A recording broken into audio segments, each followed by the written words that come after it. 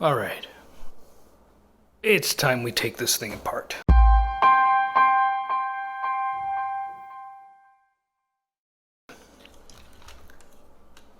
So I've decided that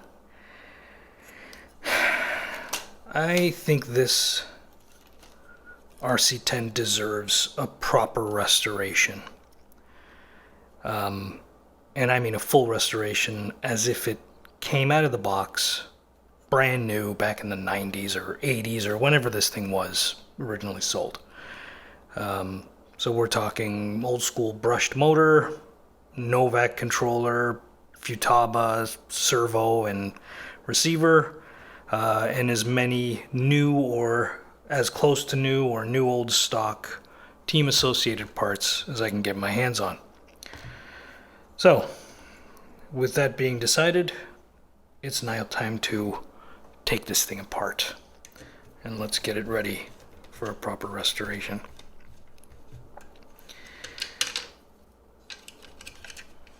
Battery strap.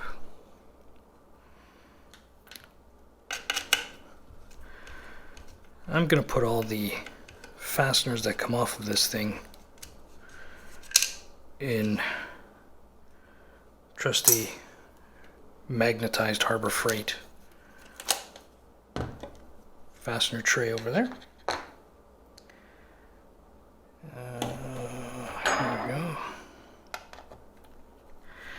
Now, the one thing that I have sort of discovered with this RC10 is that whoever the previous owner was decided that it would be a fun idea to mismatch fastener types. So some are metric, and anyone who knows anything about the RC10 knows that when these cars were sold, either their initial release or the re-release that came much later, and every other variant, they all used Imperial or American fasteners, battery tray.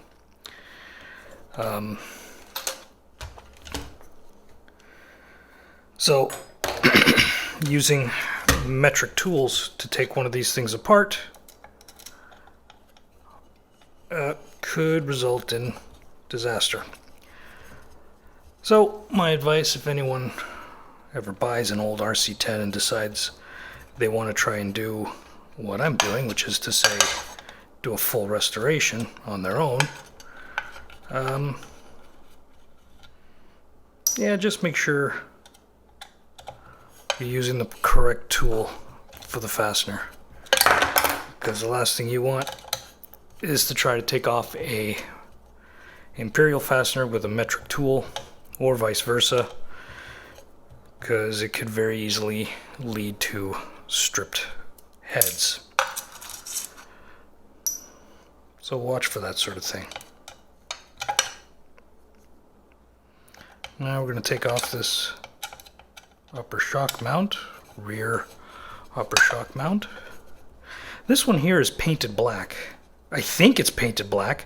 The original shock tower, rear shock tower and front shock tower on the RC10 was fiberglass, something called G10 fiberglass, which I believe is just a grade of fiberglass material.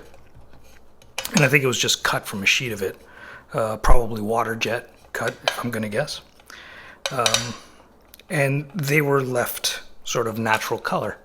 They weren't dyed or anything to that effect, and they certainly weren't graphite or carbon fiber. So this piece here, I mean, just looking at this little area in here, I'm wondering if maybe this is a fiberglass piece that's just been painted. I honestly don't know. So I'm going to have to dig into this one a little further. However, I actually have a lot of new and new old stock RC10 replacement and spare parts, so more than likely I won't end up reusing this thing, and instead I'm going to use a brand new proper fiberglass one. Like I said, I want this restoration to be to mimic as close to an out-of-the-box build from back in the day as you can get. Alright, so what's coming off next? You know what, let's take the wheels and tires off. I think it might make things a little bit easier. So, rear wheels come off first.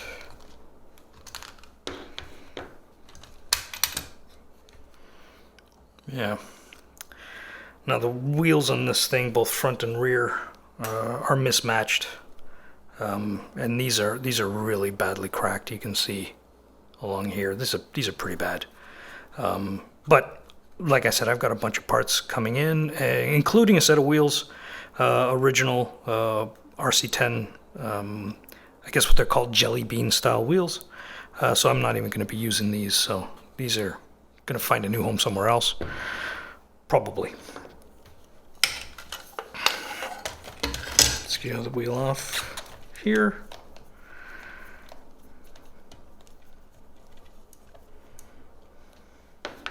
Now I don't know if you guys have watched my last video where I basically posted, a couple of days after receiving this RC10, asking the YouTube community what they would do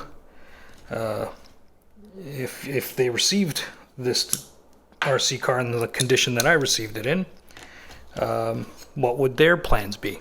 And frankly, rather than wait to hear from people, I sort of jumped the gun a bit and decided to do my own thing, which is why I've decided to just go ahead with this restoration. But hey, if you want to leave comments and give sort of thoughts and ideas, by all means, please do. I'm totally open to suggestions. So there's a front wheel, and it looks like it's got one bearing in it. See if I can get that out of there. Yep. It's got one bearing in it. I believe there's supposed to be two, and it doesn't have a second one. Again, I'm not going to be using these. I've got replacement ones on their way. You know what? I'll put that in there. There we go. Next front wheel.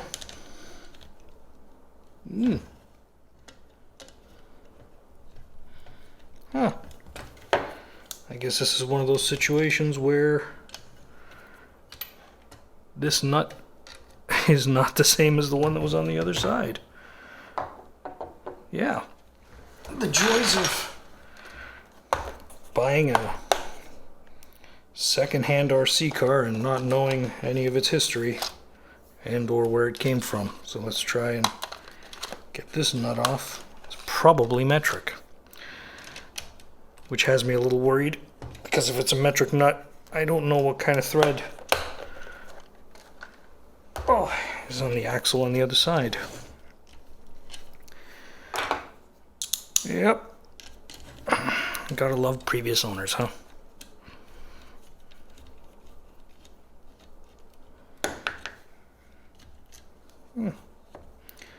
Oh, you know what? I was wrong. It looks like there was the other bearing. It was stuck on the axle there, and I didn't notice. Good. Oop. One more bearing in here. So this is the front wheels and the 4 bearings. All right. So what's next? Let's see if we can't maybe get these pins out of here.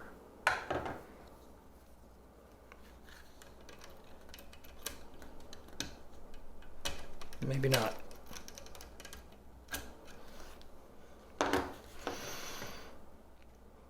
You know what I'm going to do? Let's try and get this front plate off and tackle the entire front suspension as a unit, and then we'll come back to the rear. Now, I don't, again, the joys of owning a second-hand RC car that you have no idea what was done. Someone has put what looks like socket head cap screws here with nuts underneath, which I'm assuming are used to sort of lock them in place, and then run them up through here for the steering horns. Now, I know, looking at the instructions for the RC10, these were actually supposed to be flush head screws that rest right up against the bottom of the pan. So again, someone in some level of ingenious thinking has decided this would be a better idea. I can assure you, it isn't. Let's see if I can't get this thing out of here without having to resort to too many issues. Oof.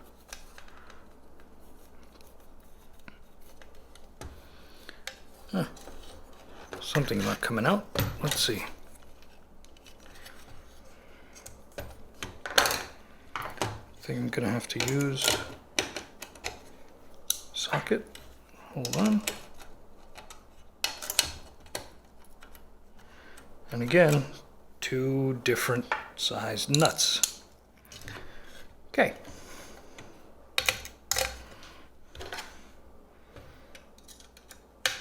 Anyone else restoring an RC car at all?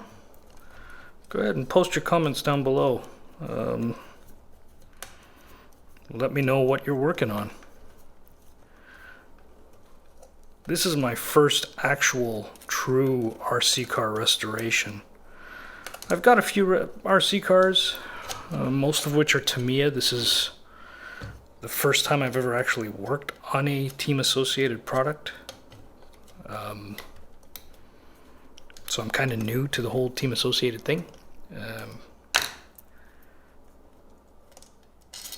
All right, that fastener is out. Good. Leave that there. Most of my experience has been with Tamiya, or RC cars, and I usually keep my RC cars in really good shape. The only work I've ever had to do to any of my RC cars, I've had to replace maybe a few broken pieces here and there, but generally speaking, I haven't had to do any sort of full restoration on any of them. So this is one, like I said, is sort of my first time doing any kind of restoration on one of these, on any RC car, certainly on an RC10. To talk a little bit about what it is that I plan to do, like I said, I'm gonna try and do this one as a, you know, as close to out of the box factory restoration as I can get it. So that's the entire front pan, front suspension mount piece taken off the car. Yeah, there it is. Let's get started with some of the easy stuff. So my intention, like I said, is I want to restore this thing as if it was straight out of the box, brand new. So first order of business after I take everything apart is I'm going to attempt to have someone re-anodize the pan and any gold bits and pieces. Body mount. I'm not really sure this is a genuine team associated part. I think the team associated ones are round. This is sort of a hex shape, which I'm sure makes it really nice and easy to throw a small wrench on here or a socket to tighten it down, but this is not an original piece and will probably not find its way back on this vehicle. But it's going to go in the plastic parts pile over here. So my intention, as I was saying, is I got to find somebody who can perform anodizing. So I've been doing a little bit of digging, a little bit of looking around online, see if I can find someone who can do that. I have found a place that I believe is relatively close by. I haven't contacted them yet. So here's one of the steering arms. See if we can't get these. I may not have a socket small enough to take these ball joints off. I can use this.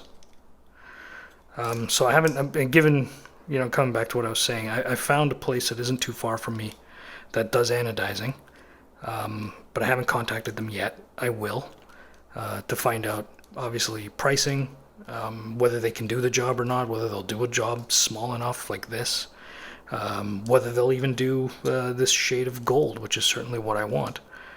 You know, so I've got to still go through those steps, and obviously with everything going on in the world and COVID-19 and all that said, I don't even know if this shop is operating right now. So I really have no idea. So if they are, then obviously steps will move forward in that direction, assuming I get the kind of answers I'm looking for. The other option that I've been contemplating, and I'm back and forth on this a bit, and I think it'll largely depend on whether I go ahead with anodizing, is to potentially powder coat all of these bits and pieces. I know powder coating is an incredibly durable coating. There we go. One of the steering arms. Into the pile of white plastic parts. So I've got a fair bit of experience with powder coating. I know of a couple of shops close by me that do powder coating, and they do great work. So powder coating is certainly an option. One of the steering arms, or part of the steering system. Let's get these knuckles off of here. Now, I don't know why these are this color. I can only assume they either came in some sort of a black color that's faded, or maybe someone tried to dye these parts. I know with nylon, I think it's possible to dye parts, so maybe a previous owner tried to dye these black or something. I have no idea, but I am going to try. I mean, these turnbuckles are relatively inexpensive. I'm probably going to just buy new ones, but I wouldn't mind trying to maybe clean these up and you know, re-whiten these, I guess, and make them white. If I can and I can reuse them, then I may just do that.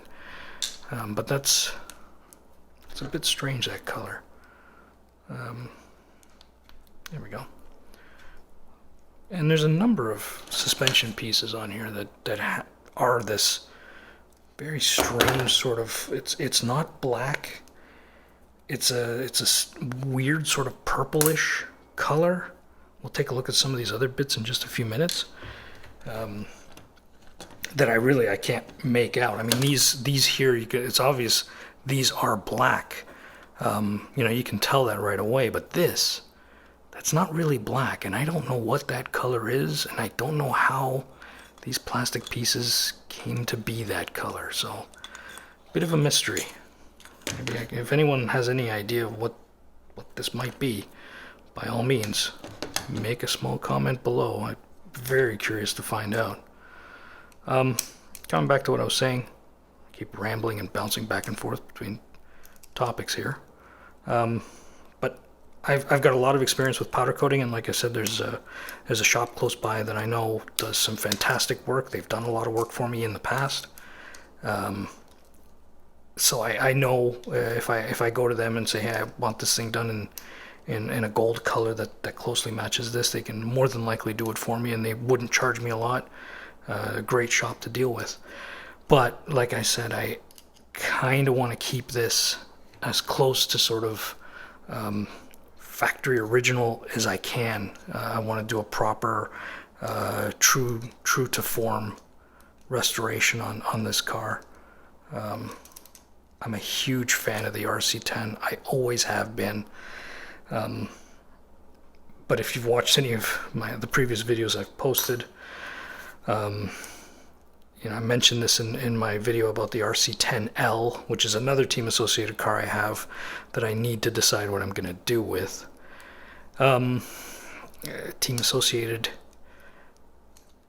you know, their products were always premium priced when I was growing up, and they're still premium priced because they make, you know, literally competition grade kits and competition grade vehicles straight out of the box. So you would expect that you'll pay a premium for it. Ball joint and the other steering horn or steering arm or whatever we're going to call this. That's going to go in the whitening pile as well. All right, so the rest of this, let's get some of these arms out of the way. This one comes off. This one comes off. Good. So, as I was saying, powder coating I'm familiar with, but you know, and I'm going to use that as sort of a, I guess maybe like a second last resort, my absolute last resort. Oh, can you guys see that? That steering arm is nicely bent. She's not going to get used again. Good. Oh, sorry. Actually, that one was black. I don't think, or was it? No, that one is. Oh, that was one that I may end up having to whiten anyway. You know what? I'll tell you what I'm going to do. I'm going to take all the components that are going to be whitened and put them into this tray there. How does that sound?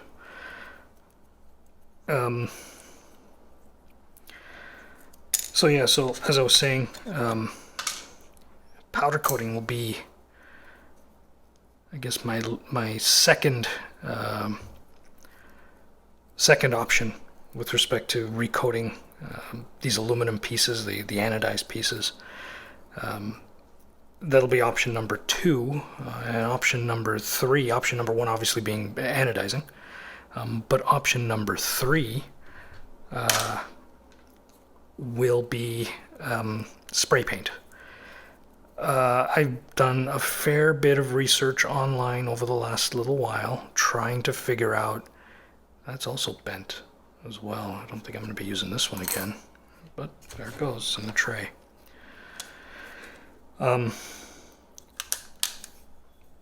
Look at that. Different fasteners down here as well. We got slot head screws and Phillips head screws. I don't think the original Team Associated car actually had slot-headed screws.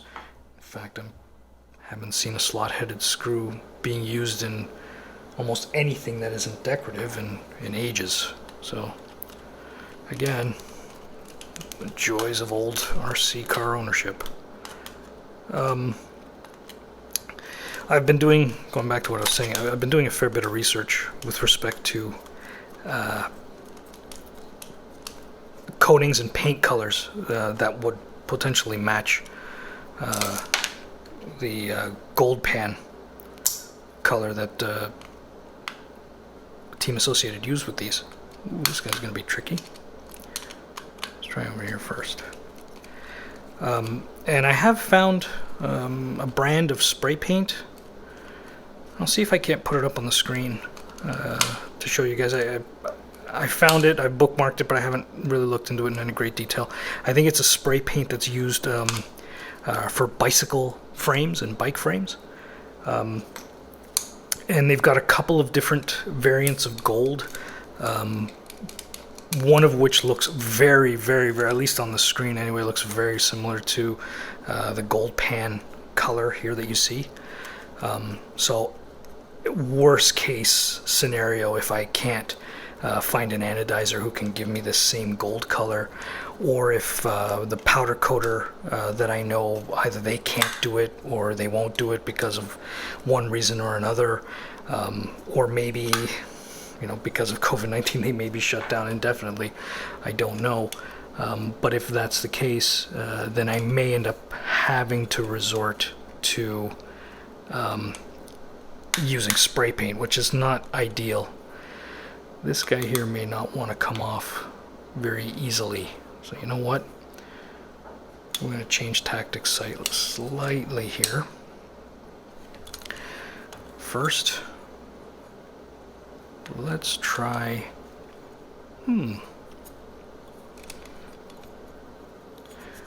Well, I guess it's fairly evident that there's no E-clips that were put on this thing, so well, that's that. That'll go there. And will you look at this? There's no E-clips over here either. Man, oh man. What have I gotten myself into here? Okay. All right. Those pins actually look to be in decent shape, so I may end up reusing these after I clean them up. I don't know, we'll see. But there they are. And one of the front suspension arms could use a good cleaning, but going in the bin. Second arm. Another pin. This one also looks to be in decent shape. So yeah, probably end up reusing that. And not a single E-clip to be found. Nope, no. Am I wrong? I'm partially wrong, I think. Well, one E-clip. Well, you look at that. There's one E-clip in all this. So the other front suspension arm, I'm really hoping these pieces will clean up quite well. So yeah, that E-clip is present, but just barely. That's not going to get used again. Yeah.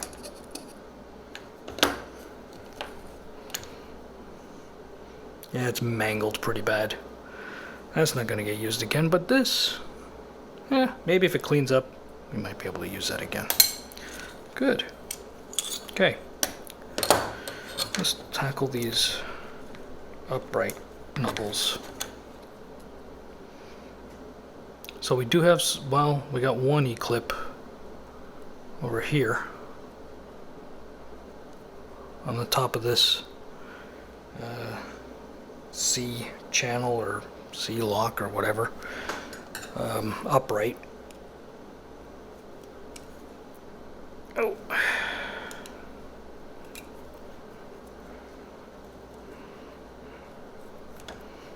But there isn't one on the lower half. So it looks like E-clips are going to be on the order list for the next round of purchases. Gonna need them. All right. Set this aside for just a moment. Yeah, there's an E-clip here. It looks to be in decent shape, but frankly, if I'm going to replace one, I'm replacing them all. And there's really no sense in holding on to this one. So, yeah, that E-clip is probably on its way out, but this may still be good. So right on. Okay. The one upright, well, there it is. And again, I mean, really strange sort of, I think this has just been discolored from probably years of maybe sitting out in the sun, or someone maybe tried to dye it, like I said earlier. I don't know, but it's really strange. Really strange. I'm going to try and whiten these, get them cleaned up. I've watched a few videos using things like hydrogen peroxide. A lot of vintage PC guys are spending their time trying to restore old computers and old Commodore 64s and Apples and all that kind of stuff, and they're finding a lot of success with various mixtures of hydrogen peroxide and letting parts sit out in the sun under UV light. So I may try that to see if I can maybe save some of these parts.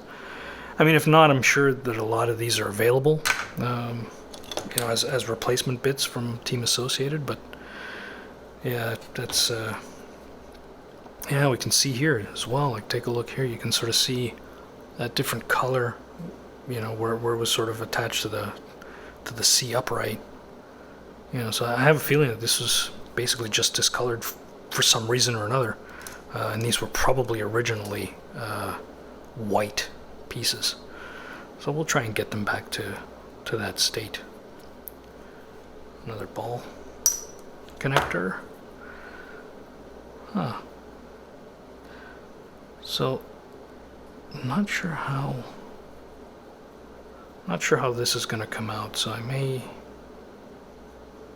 may leave this for now. I think there's a C-clip back in here. I may come back to this one later.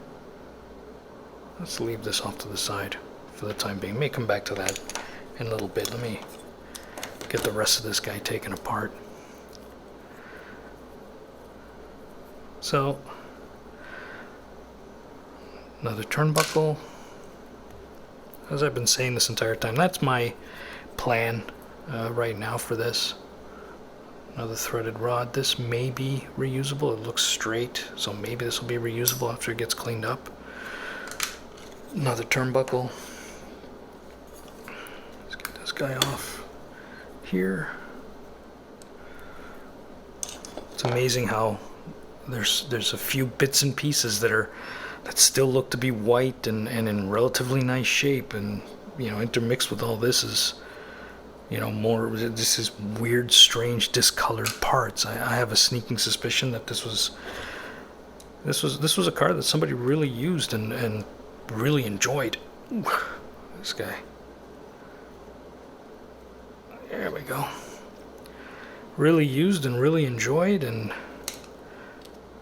sort of left by the wayside. I believe when I bought this car, I believe the person who listed it on eBay, and again, if you haven't watched my previous video about this thing, I'll leave a link in the description down below. This may or may not get used again, I don't know.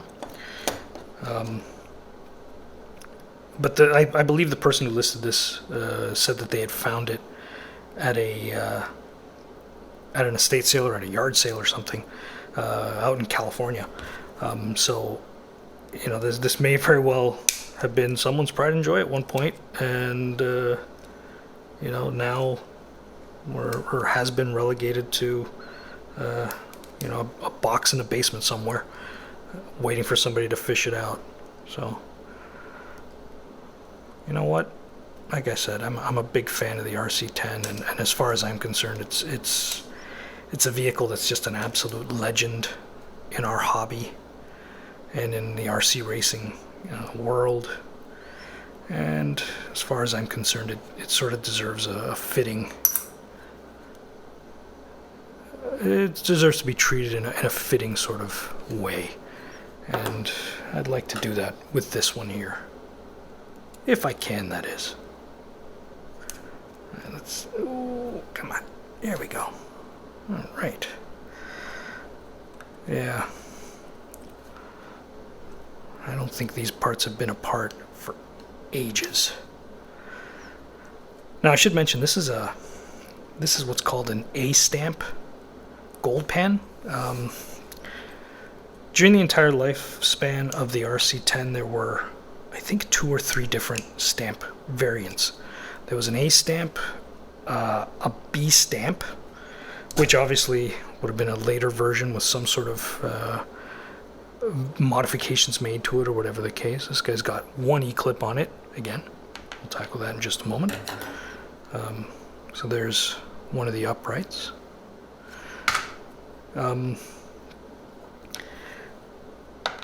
So there was an A stamp, a B stamp. There was, I believe, a C stamp as well, and an AC stamp as well as an AB stamp. I could be off on some of these details, so if someone wants to correct me, by all means, go ahead and do so. But I believe that some of the different variants, that is to say A versus B versus C stamp, had to do with things like the different transmission. This is, and we'll get into talking about this in a bit. So there's the E-clip. Yeah. The different transmission, Team Associate came out with a stealth transmission a few years after the RC10 came out. This one here has sort of the standard issue 6-gear transmission. Not to be confused with 6-speed. It's not a 6-speed, it's just got 6 gears in it. And when they introduced the stealth transmission, which you know, I guess is arguably a better transmission. It's got less gears in it. I think it's only got 3 gears. It's a different design. It's a much lighter design. I don't know if it was a more robust design. I'm going to assume that it was, but it required a different set of mounting holes in order to actually install that transmission on the pan. So the factory made that change, and they changed the stamp on the pan itself. So that's how you can tell the different pans. But the A stamp was the first, the sort of the original, the OG, you know, team associated RC10, which is what this one is here. So let's see if we can't get this shock tower off.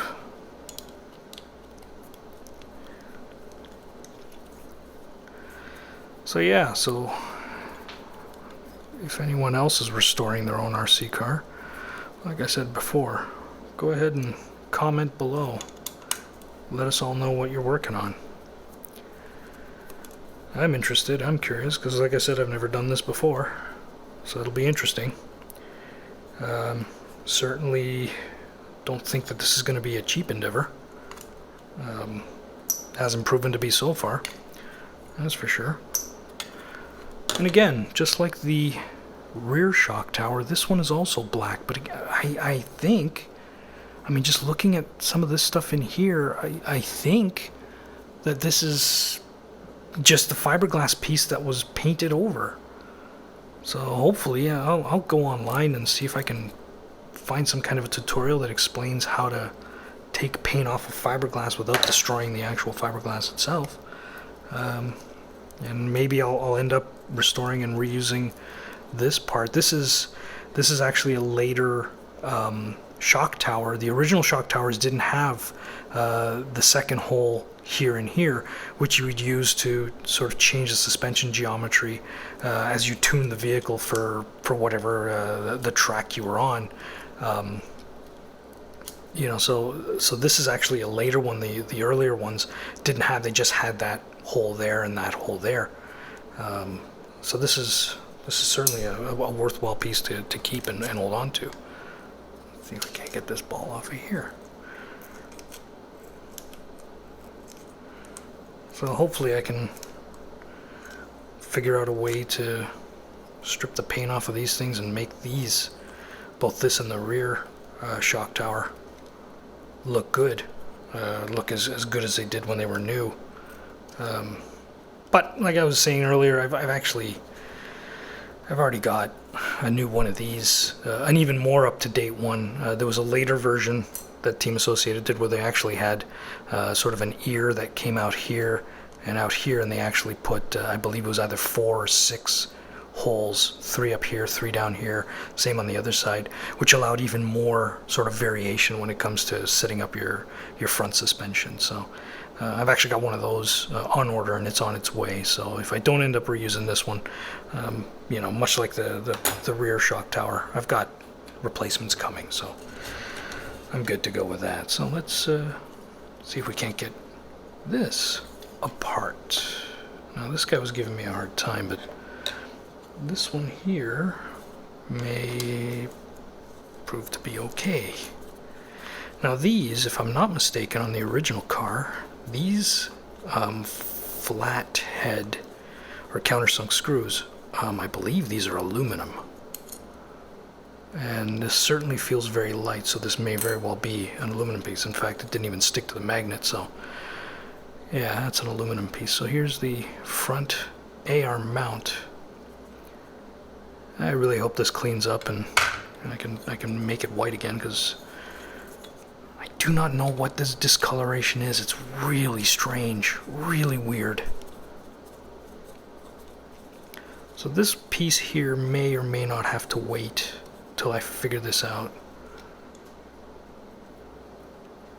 This might be aluminum as well. It feels very light. So this piece here, maybe I can do something to get this off, because it's the head itself is really stripped.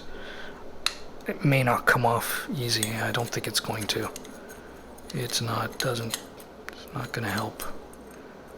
This one may need some work, so I'm probably going to have to do this one off camera and come back and revisit it. So let's leave this guy off to the side for now.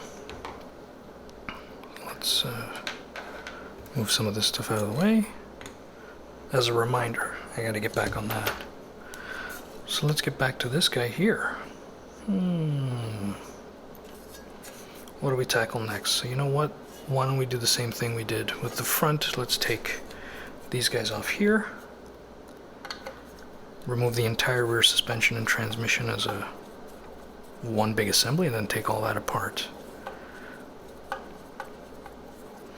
Once the transmission comes off, we'll be able to see, and I believe these are also supposed to be aluminum as well, by the way. But I think once we get the transmission off, we'll be able to see that A stamp, which is on the other side here. It's just underneath here. I can kind of see it, but I don't think it'll come out on the camera, but it's right there. For those who don't know much about the RC10, that's where it is. And I should also mention, if you do buy a replacement RC10 gold pan, which you can do, they are available. There's a few places that still have them. I've seen them on eBay. I think either A-Main Hobbies or Horizon Hobbies has replacement ones in stock right now. You can buy brand new. They don't have a stamp on them at all. So they don't say A, B, C, AB, AC. They don't say anything on them at all. So that's how you know it's not an original sort of kit provided chassis. Instead, it's a replacement chassis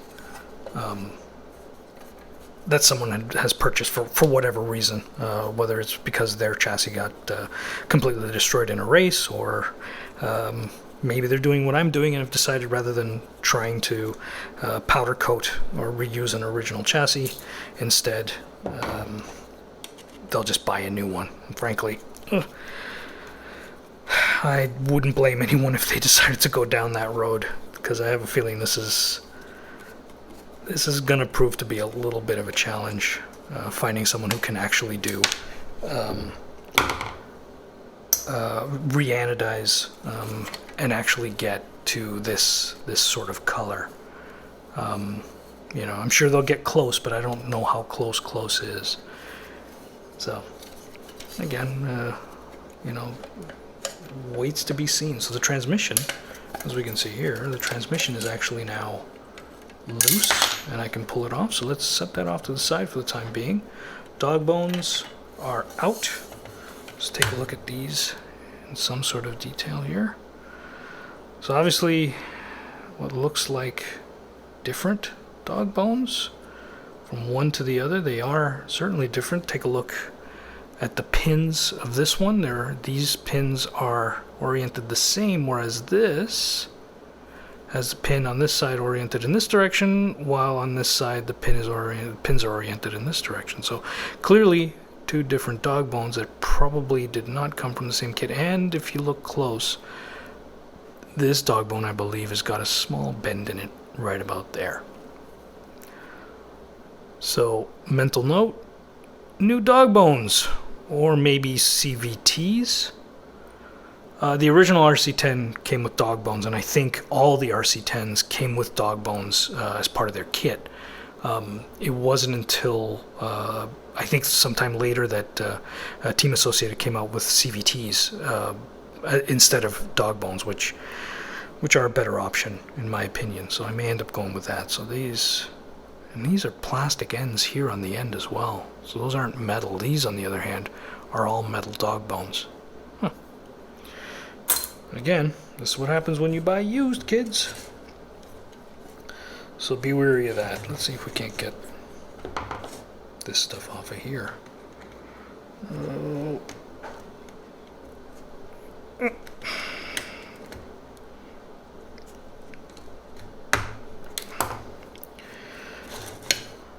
One thing to keep in mind, never force anything. If it feels like you're forcing something, like a fastener to come off or a turnbuckle to come off, stop what you're doing and consider a different approach. So here's the upper arms for the suspension. Again, really strange discoloration on this side, whereas this side You know, almost looks virtually brand new. Really weird. Really weird. That goes in there. See if we can't get this off.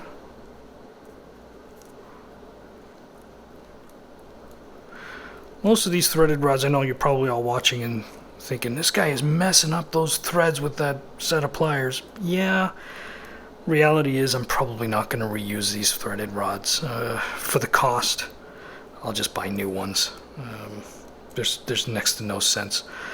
Even if I were to clean these up, I mean, honestly, for the amount of money that it'll cost for new ones, just get new ones. Same thing with the knuckles. If I can't get these knuckles to clean up well, I'll just end up buying new ones, because again, for the cost, sort of isn't worth it. And I'm sure there's potentially upgrade options as well, although I don't want to go with upgrade options on this one. This particular RC10, like I said, is just going to be used, or is going to be restored as it came, sort of out of the factory. Let's see if there's some E-clips on these. I think there are. Oh look, we found, nope, there's an E-clip missing on this side. So let's see if we can't get this, move some tools out of the way. See if we can't get this out of here.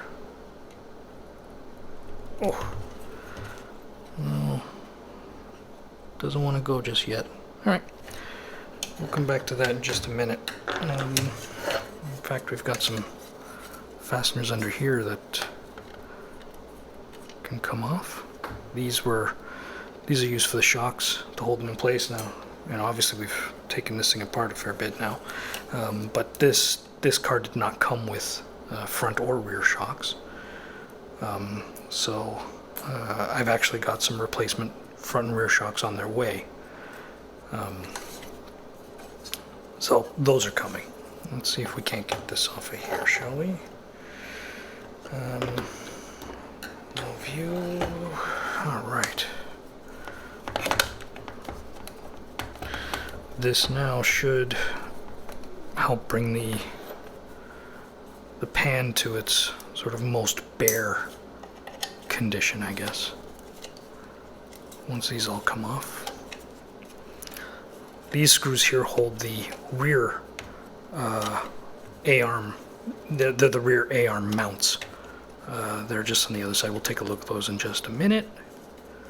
I should mention, this is the first time I've ever actually taken apart an RC10.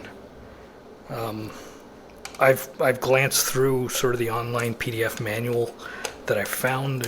You can get them at the Team Associated website. I'm sure you can find them at other places like RC10 Talk. You know, a number of other sites probably hosted somewhere. It's a PDF file you can download and either print it or just peruse it on your phone or your tablet or on your computer. So I have looked through a little bit, and I've been a little bit familiar with sort of how the basic assembly of this thing goes.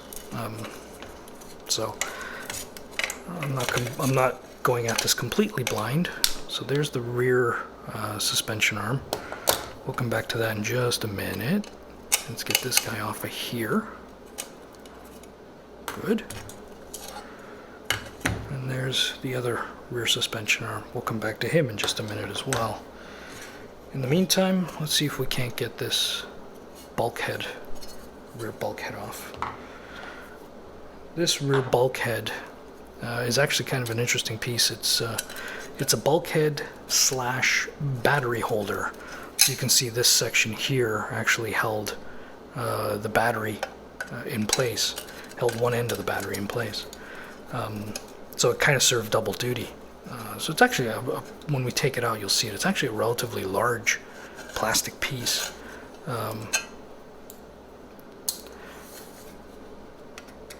Now this one here is obviously, it's damaged.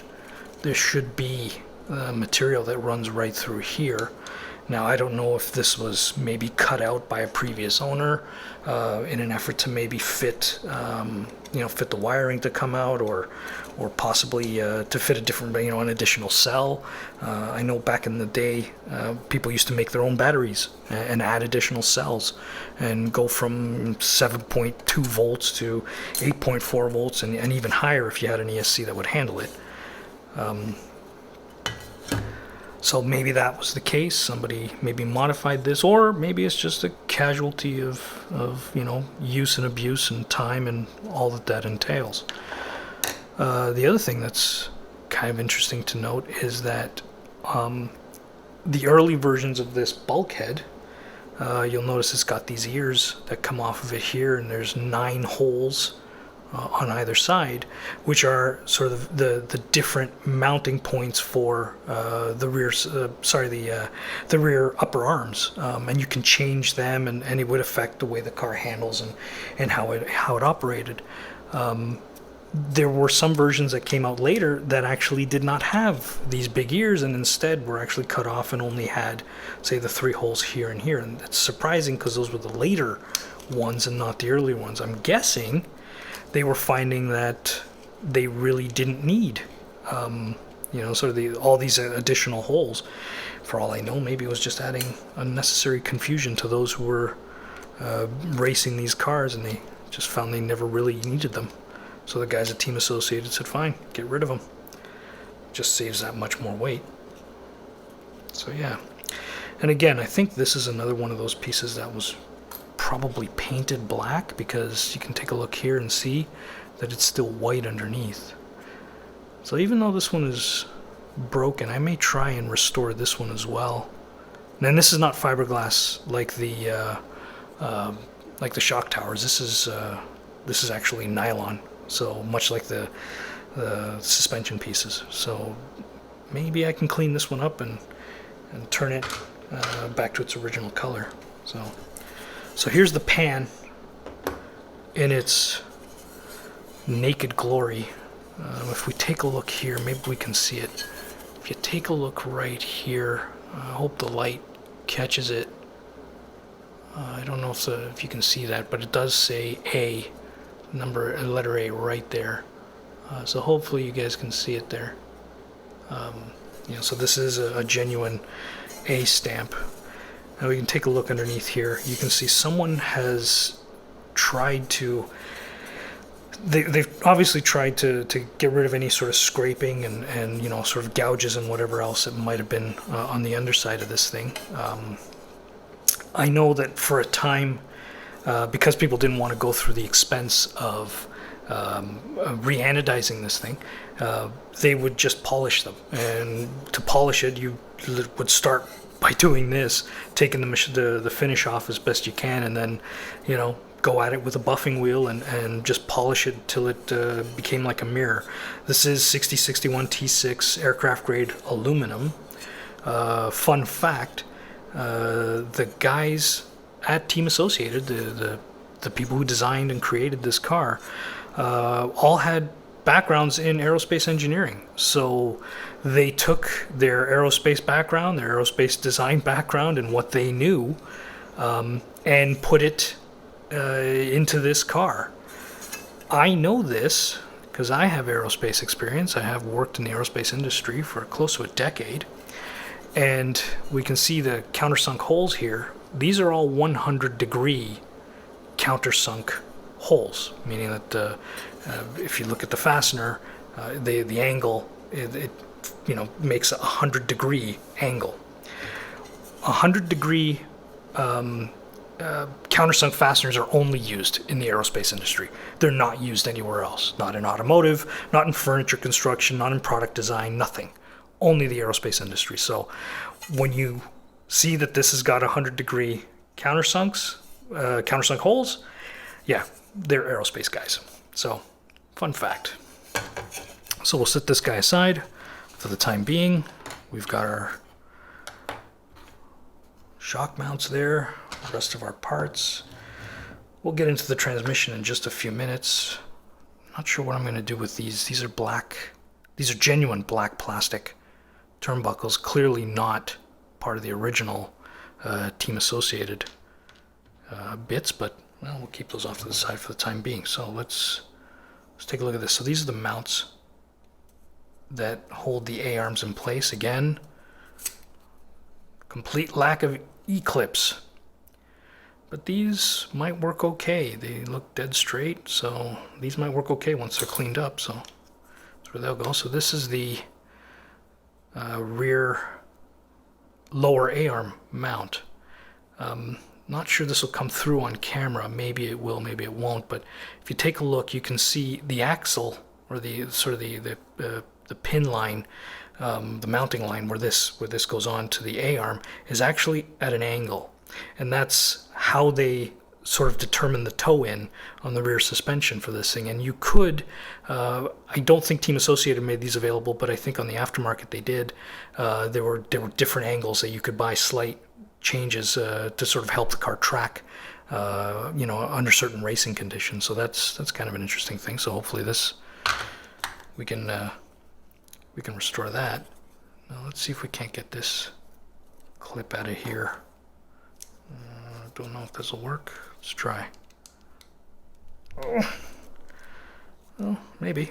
This one does have an E-clip on it, which may help in getting this rod off of here.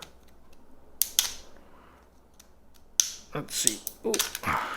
Well, the E-clip broke, but the shaft is still in place and it doesn't want to come out.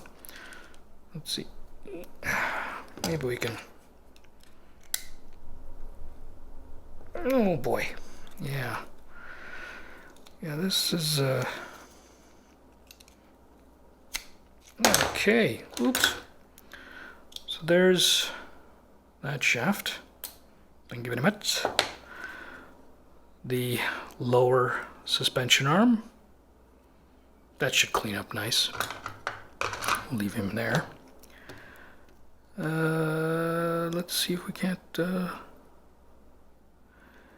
clean this one off. This is the rear upright, rear suspension upright, knuckle, I guess, if you want to call it that. Oh, let's see if we can't get this thing off. Ooh. This ball joint is going to prove to be a hassle.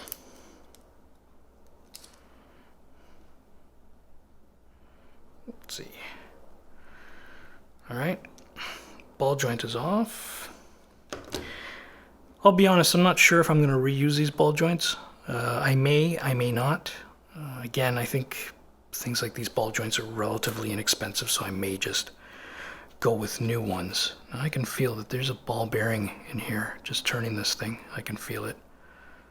So let's see if we can't get this pin. There's a pin in here that's preventing me from pulling this out, so maybe we can get this pin out. Oh, I think we can. Let's try it.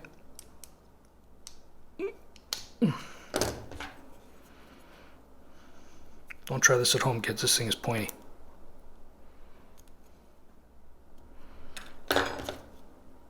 Did I just say pointy? I meant sharp. And pointy. Come on, you. Huh. This guy doesn't want to come out. Well, he doesn't want to come out easy anyway.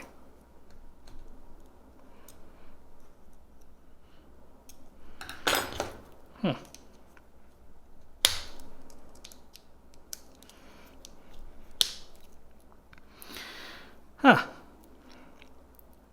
I may need to tackle this one off camera. Let's leave this to the side for a time being, much like the fronts. And let's take a look at the rest of this thing. Okay. Oh, like the other side, that pin comes out. We got one E-clip here, which should come right off. Yep. So there's the E-clip, and the rod holds the mounting block in place. Same thing, as I said, you can see the angle of this. It's not quite dead straight. It is kicked over because that's how they They get that rear toe in. Okay, so now let's see if we can't get this guy off of here.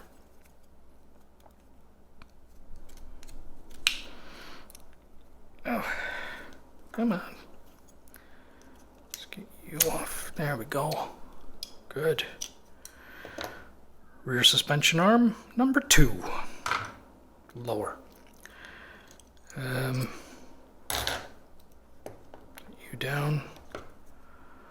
So yeah, it's another E-clip. Let's get this guy off. Ooh. E-clip. And pin. Good. All right. Well, we've also got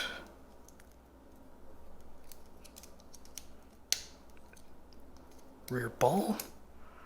Let's get this guy off of here. Good. And we've got one of these notorious pins. Let's see if we can't get this guy off here as well. Maybe this will be a bit easier. Or maybe I'm... Oh, it is. Good. So we got one of these little pins off, so that's that guy there. And this should come right out. Well, should. Oh, there we are. So that guy's out. So let's take a look. So here's the... All right, we'll put the pin with that. There's a bushing that's still in place. So let's see if we can't get that guy out of there. Or the bearing, sorry. Rear bearing, goes in with his friends. And the rear upright. Again, same sort of strange discoloration that we've seen on all these other parts. Really weird. Hopefully that cleans up. And then of course we've got the drive cups, and I believe there's another bearing. There's a bearing on here as well. Not sure how I'm going to get that off. I don't want to destroy this bearing. I'd like to reuse them. They actually feel really good. You know what, let me leave that for now. Maybe I'll tackle that one off camera as well. Even try and revisit this guy here. Hold on. Before we move on to the transmission. Ooh, come on, you.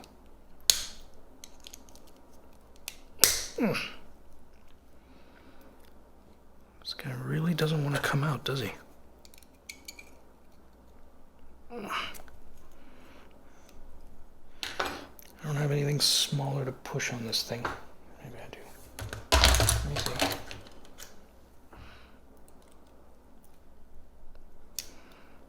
No.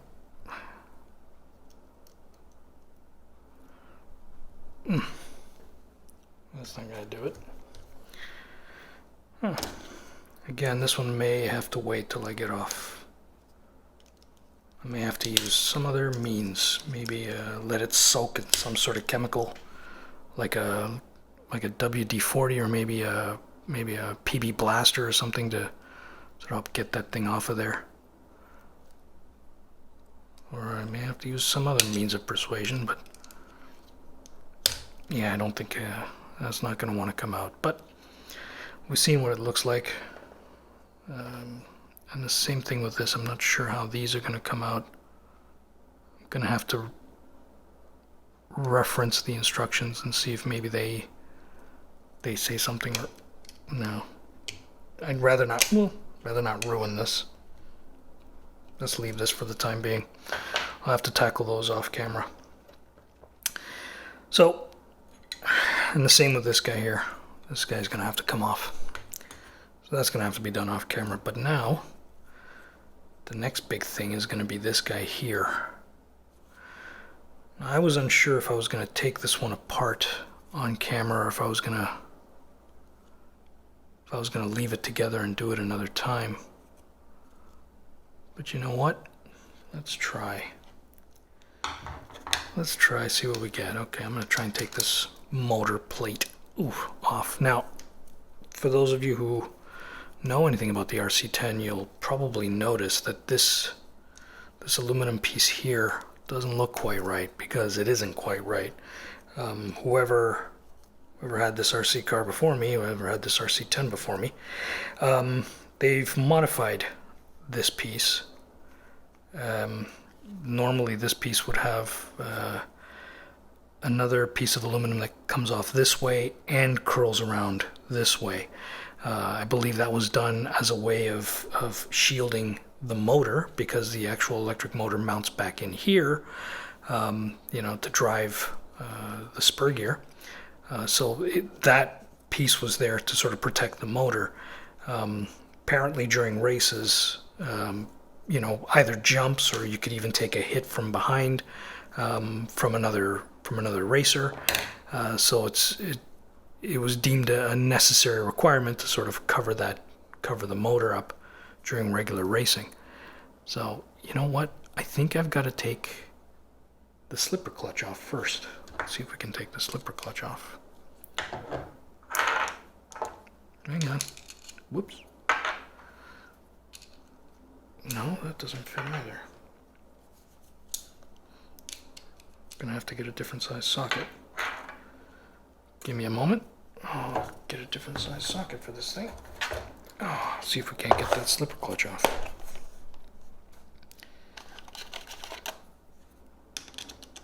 Alright. Not sure what size this is. 5/16. Alright, let's give this a shot. So this piece here, this motor mount, well,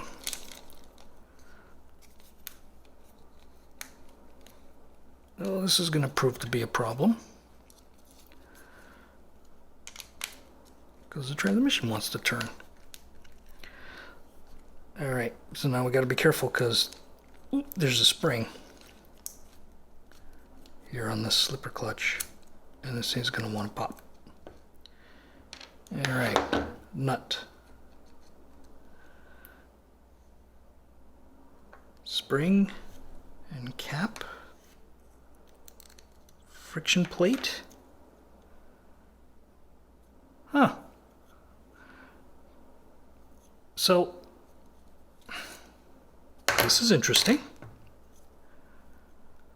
Normally, there's 6 ball bearings that go in here that ride on the friction plate on this side, which, by the way, this is a really thick and nicely polished piece of metal. This is not some cheap washer. This is, yeah. So there's ball bearings that ride in here, that ride on, and there's a second friction plate on the other side, here and here. And when you adjust the tension that we saw on this piece here, that's how much slip you get before the transmission actually engages with the wheels. And that's how you sort of tune, how the buggy puts power down to the ground. But this doesn't have ball bearings. Well, there we are. So even though this transmission spins freely, it's missing some critical parts. Here we go with some more pieces that coming out of the transmission. I'm not going to take these apart any further than they already are. But in the meantime, I'm going to use a separate little container for the transmission, because I think it's going to have to be treated a slightly different way than the rest of the parts. So let's keep the transmission together. This piece here, I'm not sure how it comes apart. I'm going to have to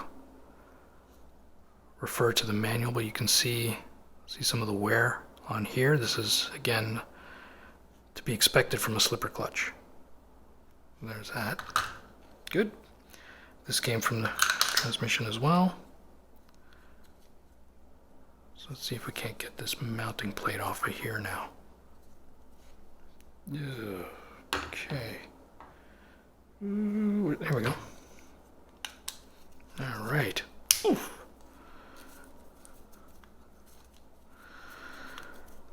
Apologize if this video is going on a bit long. Didn't really know how long it was going to take apart a complete RC10 from start to finish. But we're almost there, with the exception of a few small hang-up bits on this side. We're not that far off, so let's hold this for now and take a look at this. So this is the motor mounting plate, and you can see this was at one point the gold color,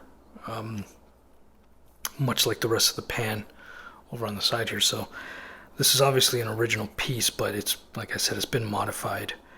The problem is that these things are actually not that easy to find anymore. I haven't seen a new one being sold by anybody for quite some time, and I've looked all over the internet for it.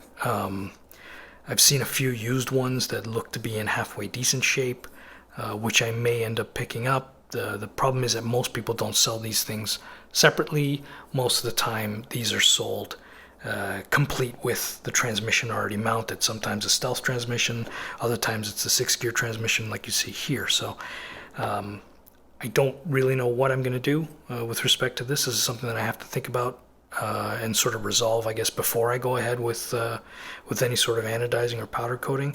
I may end up just modifying this, maybe cut that tab off and, you know, sort of flatten this piece out. There's a little bit of a dent here.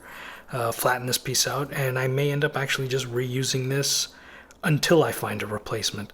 This is not the easiest part to replace once the car is all back together, but certainly isn't the hardest either. So more to come on this. I'm not really sure what to do with this one just yet.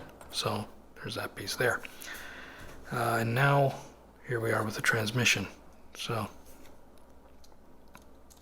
these are the fasteners that are holding this transmission in place, or were holding it together. There we are. Okay. And okay. Good.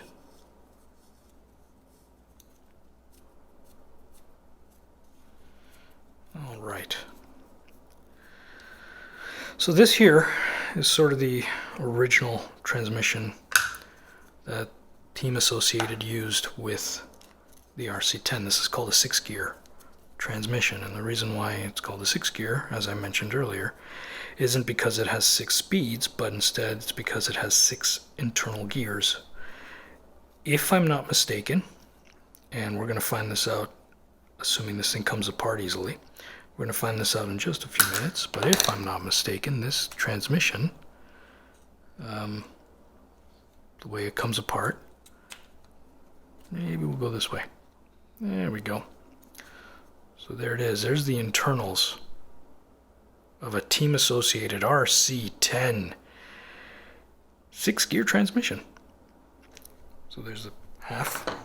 Now this piece here, obviously, again, it looks like some serious discoloration. Maybe this was painted.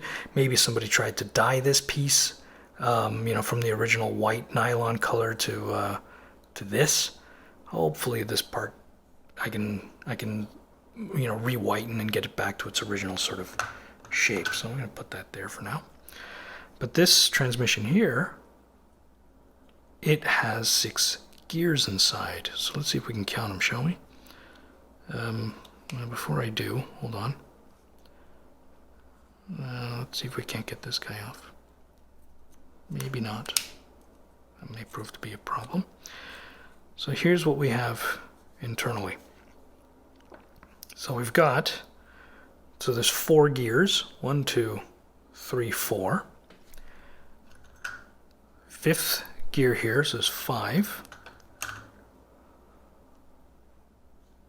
And 6 right there. So that's where this thing gets its name, being a 6-gear transmission. It's because it's got 6 gears in it. It's not a 6-speed, like I said. It just means it's got 6 internal gears. Now, here you can see, just taking a look at it, obviously these 4 gears are basically just being run symmetrically. So what you've got on the one side, you've got on the other side. Why was it done like this? Your guess is as good as mine. I'm sure The original creators had a reason for it. Why wouldn't you have just used one gear and then one gear across on this side? I mean, obviously we can tell these two pieces are not attached.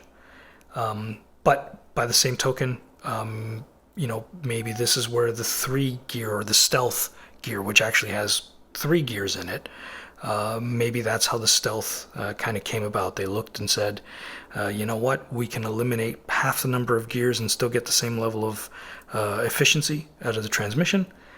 So let's do that. So that's what I guess gave birth to the stealth transmission.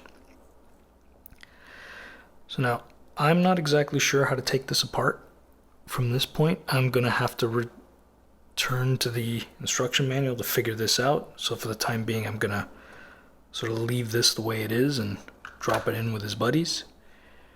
And the same thing here. I believe this is there's an E-clip on here. Maybe we can get that off. This one's going to be tight though. I don't think this guy's going to want to come off too easily. Maybe not. Yeah, I think this guy may need a different level of persuasion. Let's see. See if I can't get it off. If not, again, it'll be done off camera. Yeah, maybe I'll leave that for another time. But there's an E-clip on here that has to come off and will more than likely release this gear, which will then give me an empty transmission half, which I'll have to clean up and re-whiten. So I'll get back to that at some point in the future. So for the most part, I think that's where we are with respect to the disassembly and sort of the first steps of the restoration of this RC10. A few more bits and pieces have to come off, but I'll take care of those off camera. But for the most part, that's where it is. So yeah, so I've got my work cut out for me. So if you have any comments, feel free to leave them below. Otherwise, don't forget to like the video. Subscribe if you want to follow along with this restoration. I'll try and upload as many videos as I can as time goes on, once I sort of move on to the next steps of, you know, getting replacement parts coming in. And maybe I'll make the next video about some of the replacement bits once they all start to arrive, and, you know, we can talk about those. And I'll walk through the process of whitening all these parts and, you know, cleaning up whatever needs to be cleaned up and whatever gets anodized. And then ultimately, we're going to put it all back together, and hopefully we'll see this guy run again. Oop, forgot an E-clip. There we go. So thanks again for watching, guys. We'll catch you in the next one. See ya.